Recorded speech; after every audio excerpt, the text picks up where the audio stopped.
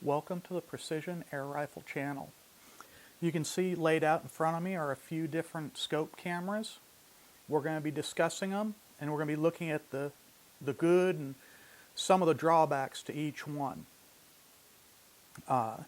We'll start with the Eagle Vision camera right here. All aluminum. It's built real solid. The attachment mechanism to the scope is this collar that has a compression ring inside, so it just clamps around the eyepiece. The distance between here and here is a little bit farther than all the rest. So that's one drawback that you've got, is the length of the unit. But the Hero 7 camera, the 5, 6, and 7 that will fit in here, they're good. The only thing with the Hero camera, once you get it in, is you've got to change out the lens in front. It has to be a different lens, otherwise you're only going to get just a small ring in the scope camera. I put in the $34 lens from Eagle Vision into this camera with the smaller 1.8 lens, I believe it is. The lens cover will fit back onto the camera. So this Hero is still waterproof right now. If I had to put the faster lens in, which was the 1.2, I believe, it's bigger and you can't fit the cover back on, so you lose the waterproof ability. But you get better light transmission, so you can get better videos during darker conditions. The Eagle Vision comes in 2 different blocks. And when I say that, you have to order whether you want 50% of the light going through the prism to the camera and 50% of the light going to the eyepiece that you see through, or you can choose 75% of the light going to the camera and only 25% of the light going to your eyepiece. This one is a 50-50. We're going to give that a shot and see how it looks with the $34 lens. So we're not using their top of the line setup yet. I do have the 1.2 lens coming, so we will be able to compare it and the 1.8 lens and see which is better. A positive of this is the build quality is great, the fit to the scope is real good.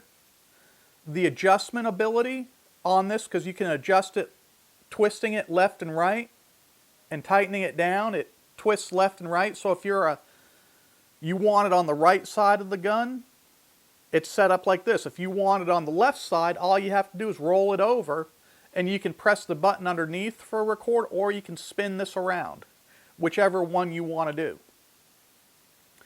One of the drawbacks to this also is it has to be ordered from England. I didn't see anybody in the States carrying this item so I could purchase it. So I had to purchase it direct from Eagle Vision. And they were great. The shipping wasn't bad. They shipped it to me DHL, so I had it within 4 days. So I can't complain about the shipping. You know, customs was real good. This is after Christmas, so customs wasn't flooded, so it came through real quick. The next one we're going to look at is the side cam, the side shot cam. And this one is from Side Shot. This one is where you put your phone in and you adjust it to the camera with this ring mount that will go on to the scope, and then you slide this in and it clamps down. you can see the difference in distance that you've got between these two. This one, you can't focus in like you can with the Hero, where you adjust your lens to focus it into your camera. With this, you've got to physically adjust your eyepiece on your scope to get a clear picture on the camera. It works good. Picture quality is not as good as the Tactacam or the Eagle Vision, but it's also a lot cheaper. The only drawback is you're tying up your phone. Another drawback to this setup is it works great with like this Wildcat with the Air Max Hawk on it, because you've got the lighting dial set right here, so you can't fit either the Tactacam or the Eagle Vision on this scope. But the side shot cam will work. And you can see right here, when it goes in, there isn't too much room between the side shot cam and the scope wheel.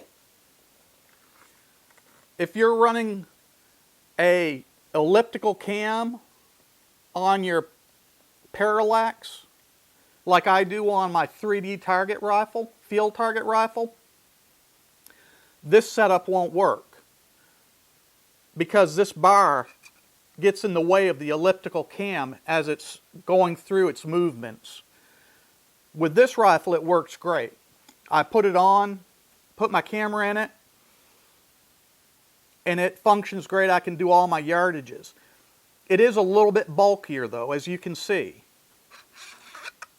But it comes off real easy. So you can switch it between rifles by having more than one scope mount ring kit.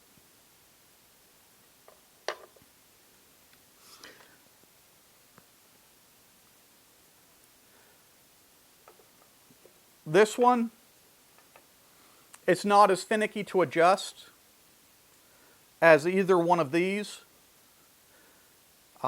This picture quality is not quite as good, depending on what you have for a camera on your phone. But it is doable, and it's less expensive than the other two. We're going to go to the Tactacam now. This setup is pretty good. The camera will slide in and it just locks down with an Allen wrench. Then you have scope adapters that will mount to your scope so that it takes up the play, and you clamp it down and it tightens up on your scope. This is a little bit narrower than this again, so that's a positive to it. Another positive is the camera you can use for bow hunting. You can mount it to your rifle. You can use it anywhere you choose, because the lens, you don't have to change to a special lens like you do on the Eagle Vision. One of the drawbacks I found with this setup is, and it's a niggly, is this little lock on the back of the cap is a little bit finicky to get undone. You've really got to put a lot of pressure with your thumb to work it, and the cap is a little stiff. That being said, this one is fairly compact also. It fits on your scope either left or right, and there's no problem. The one thing I did notice with this Tactacam is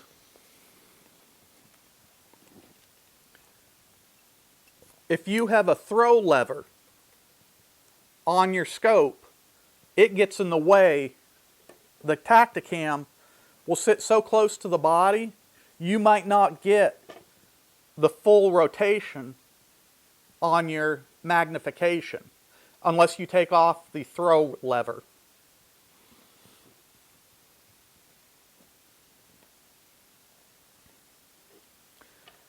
Cost on the Tactacam versus the Eagle Vision.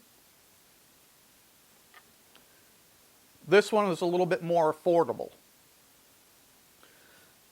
It's a lot more plastic than the Eagle Vision, which is machined aluminum, so the quality is there. You can see the precision of the assembly and the manufacturing. This one is good. It's just injection molding, rubber coated. You do have a few pieces of aluminum, but then it's rubber coated on top of that. Quality of the video recording, I have to give to the Eagle Vision scope cam. It is better than the Tactacam, but the Tactacam is no slouch. If you take your time and adjust the eyepiece on your scope to get a clear vision of the reticle, it will do a fine job. What is my favorite out of these three? You can probably guess because of the way I've been talking. It's the Eagle Vision. The quality of it is so much better. The ease of putting it on, you don't need any tools to put this onto your scope once it's set up. You just use the compression ring and tighten it down.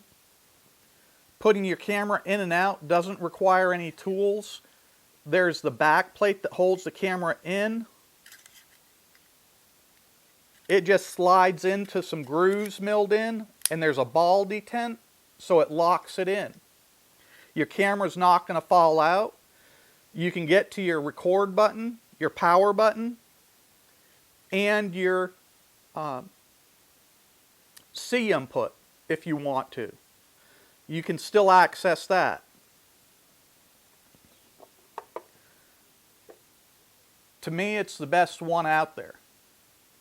I haven't tried the side shot cam with the Hero, but from what I understand, even with that one, you have to replace the lens.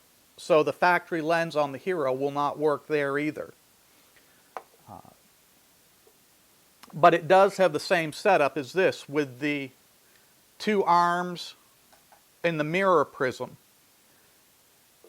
So you'd run into the same problems of if you run an elliptical wheel on your scope.